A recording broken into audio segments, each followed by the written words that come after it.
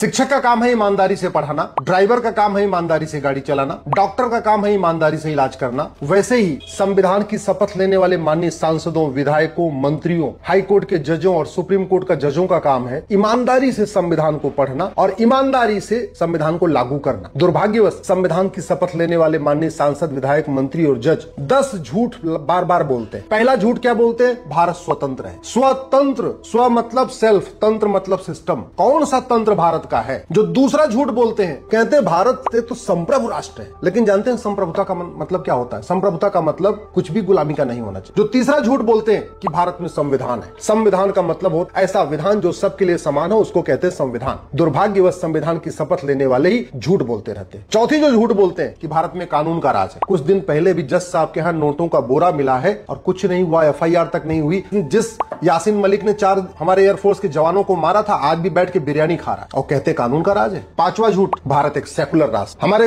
एक और झूठ बोलते हैं, सर्वधर्म संभाव। अरे धर्म एक है, बाकी पंथ है, तो सर्वधर्म कहां से हो गया? एक और झूठ बोलते हैं, वेद पुराण बाइबल कुरान एक समान। न वेद पुराण को पढ़ा, न बाइबल कुरान को पढ़ा, लेकिन झूठ बोलते रहते हैं। एक और झूठ बोलते हैं कि मदरसा, मिशनरी स्कूल, गुरुकुल एक समान है। एक और जो सबसे बड़ा झूठ बोलते रहते हैं, मजहब नहीं सिखाता आपस में।